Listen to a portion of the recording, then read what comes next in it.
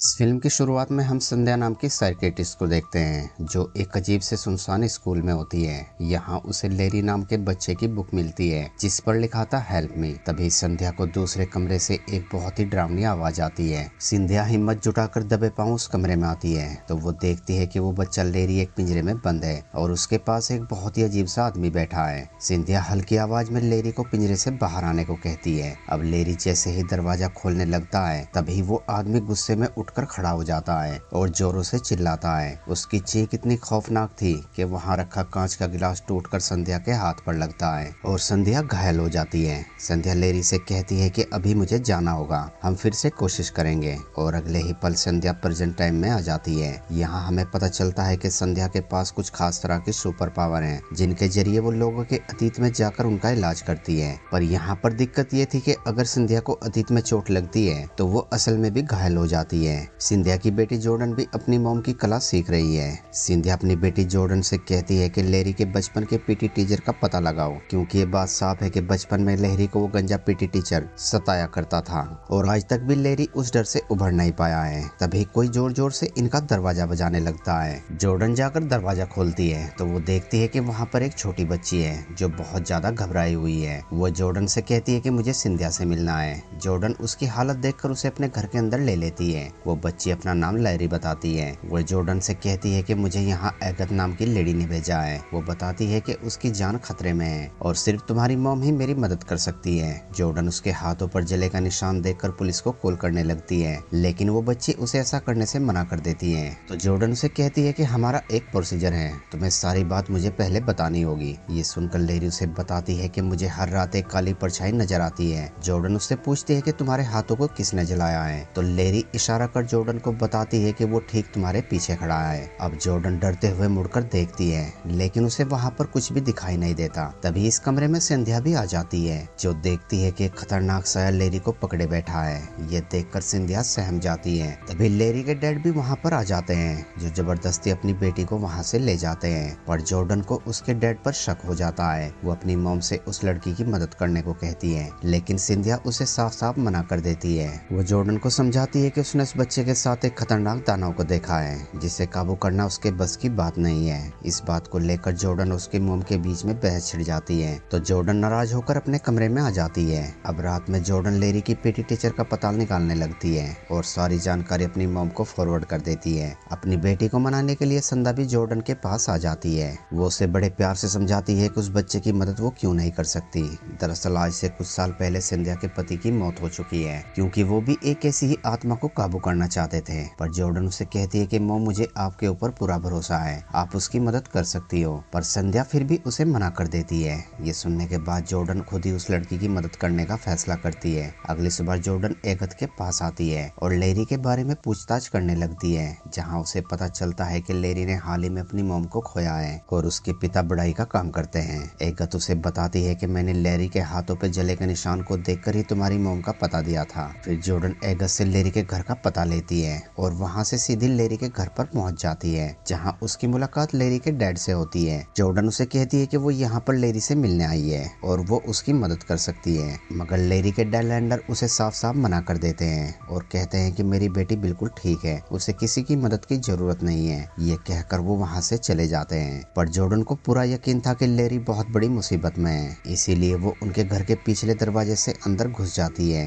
Jordan वहाँ रखी अलमारी को खोलने लगती है तो वो देखती है कि उस अलमारी के अंदर एक खुफिया दरवाजा है जिसके ऊपर ताला लगा है। अब जॉर्डन एक स्क्रू ड्राइवर से उस दरवाजे को खोलने में कामयाब हो जाती है। वो एक टॉर्च लेकर तहखाने में आ जाती है और लेरी को पुकारने लगती है। तभी अचानक लेरी उसके सामने आ जाती है जो जॉर्डन से कहती है कि मैं कैद में नहीं हूँ और लेरी जॉर्डन को जल्दी से यहाँ से जाने को कहती है। पर तभी रैंडल पीछे से आकर जॉर्डन पर हमला कर उसे बेहोश कर देता है। उधर संध्या ये देखकर परेशान हो जाती है कि उसकी बेटी अब तक घर नहीं लौटी है। संध्या तुरंत अपनी दोस्त एगत को कॉल कर जॉर्डन के बारे में पूछती है तो एगत उसे सारी बात बता देती है, जिसे सुनने के बाद संध्या समझ जाती है कि जॉर्डन की जान खतरे में है। वो तुरंत जॉर्डन को बचाने के लिए निकल पड़ती है। उधर जब जॉर्डन को तहखाने में होश आता है तो वो खुद को कुर्सी से बंधा पाती है। तभी ठीक अपने पीछे वो एक और लेडी को बंधा देखती है जिसके चेहरे का बहुत बुरा हाल होता है। उसे देखकर जॉर्डन बहुत ज्यादा घबरा जाती है और अगले ही पल रैंडल वहाँ पर आ जाता है। बेबस बस जॉर्डन उसे समझाती है कि मेरी मॉम के पास खास तरह की सुपर पावर है जो लेरी को उस खतरनाक दानव से बचा सकती है।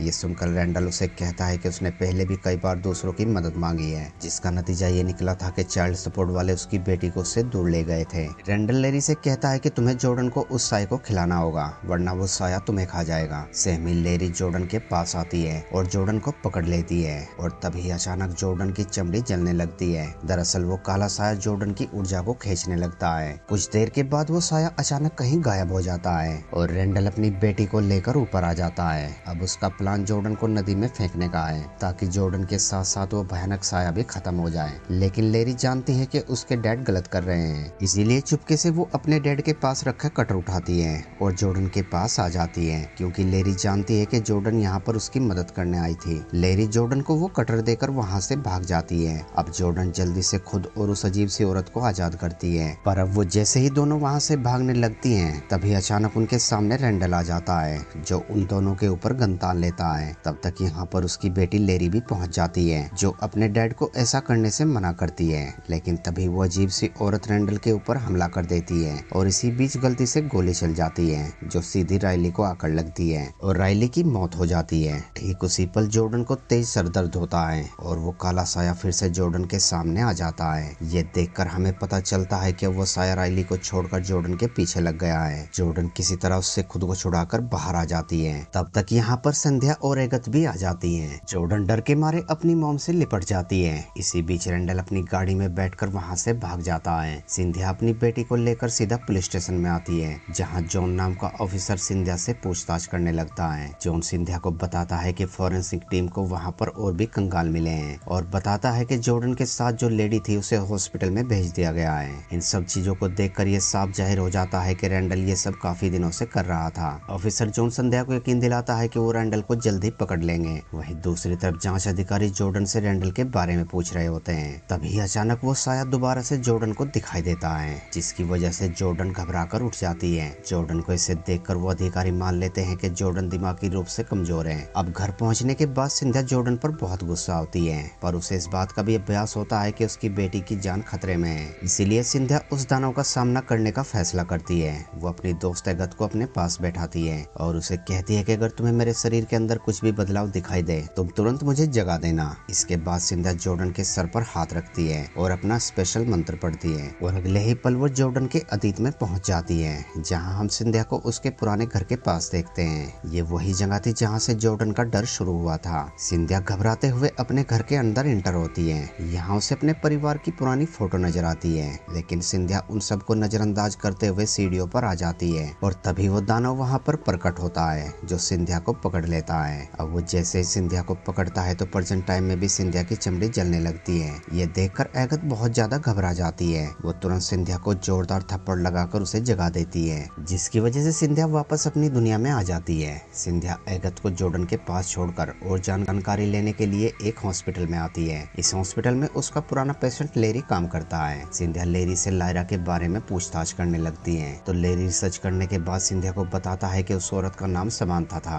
और वो पिछले साल ही इसी हॉस्पिटल में मर चुकी है। लेरी कहता है कि अगर तुम्हें उस औरत के बारे में और जानना है तो तुम्हें डॉक्टर फैक्टर से मिलना होगा। ये सुनकर सिंधिया वहाँ से तुरंत डॉक्टर के पास आती है। पहले तो वो डॉक्टर कुछ भी बताने से मना कर देता है, पर सिंधिया उसे कहती है कि मेरे पास भी एक ऐसा ही पेशेंट है जिसके अंदर वही लक्षण है जो लेरी की मॉम के थे। ये सुनने के बाद डॉक्टर उसे बताता है कि समांथा की बीमारी बहुत अजीब थी। वो अचानक ही बहुत ज्यादा डरावनी हो गई थी और उसके सर के सारे बाल और दांत तेजी से गिरने लगे थे। मैंने तो अपनी पूरी कोशिश करके देख ली थी, लेकिन समांथा पर उसका कोई भी असर नहीं हुआ था। फिर एक दिन समांथा ने मुझे अपने पास बुलाया और उसने मुझे बताया कि कोई है जो बहुत ज्यादा भूखा है, वो धीरे धीरे मुझे खा रहा है। ये कहने के बाद उसने मेरा हाथ पकड़ लिया। मुझे ऐसा एहसास हुआ जैसे मेरा हर एक हिस्सा समांथा की तरफ खिंचा चला जा रहा हो। ये सब देखने के बाद मुझे समझ आ गया कि समांथा की बीमारी कोई साइंटिफिक नहीं है और मैं उसकी मदद नहीं कर सकता। फिर डॉक्टर सिंधिया को अपने हाथ का वो निशान दिखाता है जो उसे उस दानव ने दिया था। उधर जॉर्डन को उस रात एक डरावना सपना आता है। वो अपने सपने में पुराने घर को देखती है जहाँ पर एक सीढ़ी होती है। तभी ऊपर से उसे एक खौफनाक आवाज आती है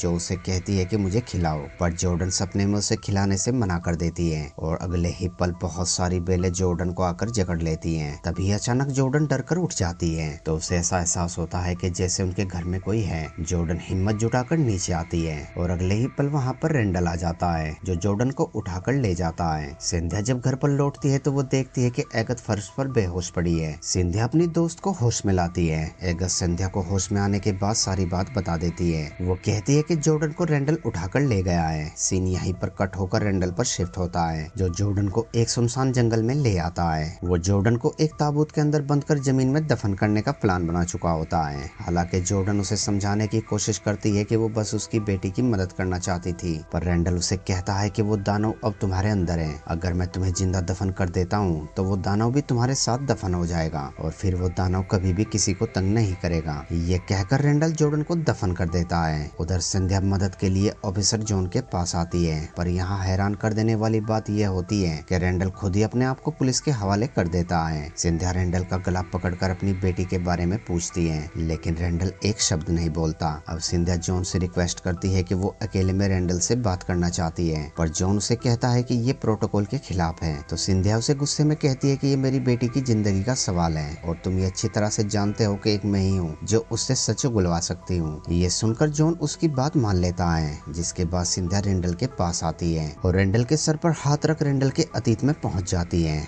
जहां वो सबसे पहले खुद को एक हॉस्पिटल के पास पाती है। यहाँ रेंडल की पत्नी की मौत हो चुकी होती है। संध्या सबको नजरअंदाज कर दोबारा मंत्र पढ़ती है। उसे पता चल जाता है कि उसकी बेटी कहाँ पर दफन है। वो एगत को साथ लेकर उसी जंगल में आ जाती है। वहीं जॉन भी अपनी पूरी टीम को संध्या के पीछे लगा देता है। संध्या और एगत खोदना शुरू कर देती है। काफी खोदने के बाद आखिरकार संध्या को जॉर्डन का ताबूत मिल जाता है। संध्या जल्दी से ताबूत खोलती है, पर वो अंदर का नजारा देखकर बहुत ज्यादा डर जाती है, क्योंकि जॉर्डन के ऊपर वही दानव बैठा होता है। संध्या समझ जाती है कि अब जॉर्डन को बचाने का बस एक ही तरीका है, उसे जॉर्डन के अतीत में जाकर उस दानव को खत्म करना होगा। इसीलिए संध्या एगत को कहती है कि तुम्हें पुलिस का ध्यान भटकाना होगा और चाहे जो कुछ भी हो जाए मेरा ध्यान टूटना नहीं चाहिए। एगत संध्या की बात सुनकर पुलिस वालों को कब्र से दूर ले जाती है। वहीं संध्या मंत्र पर जॉर्डन के अतीत में आ जाती है। वो खुद को फिर से अपने पुराने घर के पास पाती है, जहाँ छोटी सी जॉर्डन बैठी होती है। संध्या उसे वहीं रुकने को कहकर खुद घर के अंदर आ जाती है, तो वो देखती है कि उसके पूरे घर को जादुई बेल ने जकड़ लिया है। खैर संध्या वहाँ से उन सीढ़ियों के पास आ जाती है जिन्हें जॉर्डन हर रात अपने सपने में देखती है। संध्या हिम्मत कर ऊपर आ जाती है तो देखती है कि उसका पति फांसी पर लटका है। ये देखकर संध्या को बहुत दुख होता है। तभी अचानक वो दानव वहाँ पर आ जाता है जो संध्या का गला पकड़ लेता है,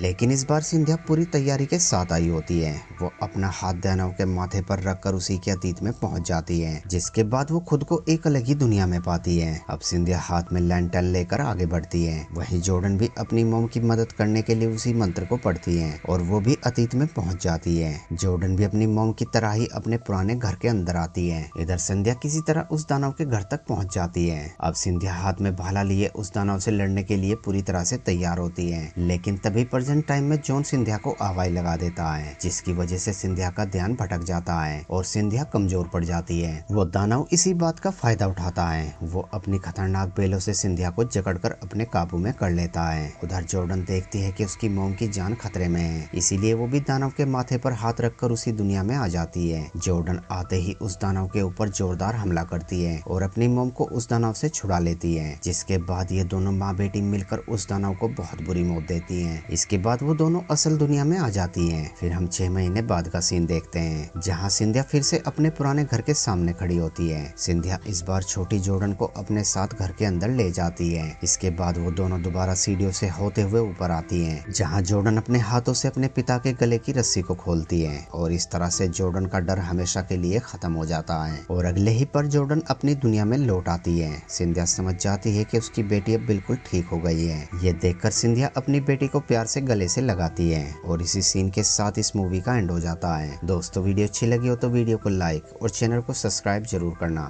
थैंक्स फॉर वॉचिंग।